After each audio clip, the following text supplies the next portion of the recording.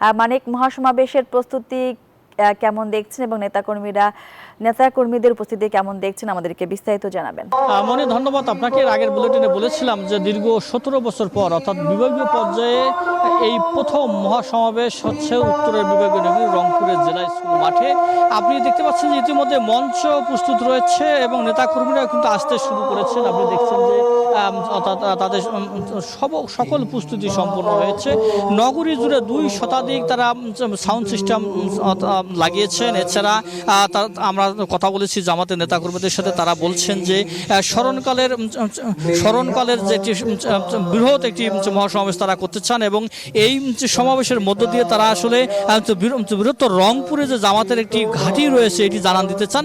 একজন জামাতের নেতার সাথে কথা বলছে, একটু আপনার কাছে জানতে চাই সমাবেশের প্রস্তুতি কেমন এবং কেমন লোকজন হতে পারে বলে মনে করেন? এই বিশাল সমাবেশ ইনশাল্লাহ ভালো প্রস্তুতি নিছি।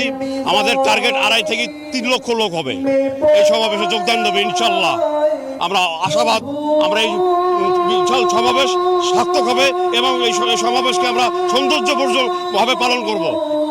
কথা বলছেন একজন জামাতের নেতার সাথে, তিনি বলছেন যে আপনি স্মরণকালের একটি বৃহৎ মহাসমাবেশ করবেন এবং রংপুর বিভাগের যে 33টি আসন রয়েছে জামাতের নেতাকর্মীরা বলছেন আগামী নির্বাচনে অন্ততপক্ষে তারা 15 থেকে 16টি আসন তারা ধরে রাখতে চান।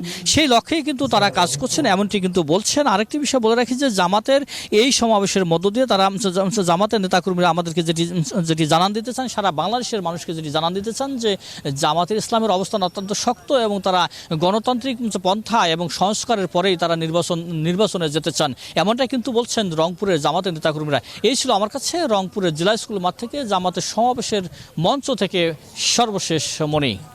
মানিক, আপনাকে ধন্যবাদ। বান্ডেল থাকলে প্রতি সেনমানিতে টাকা বাঁচবে। বিকাশ সেনমানি বান্ডেল কিনে জিতুন প্রতি লেনদেনে।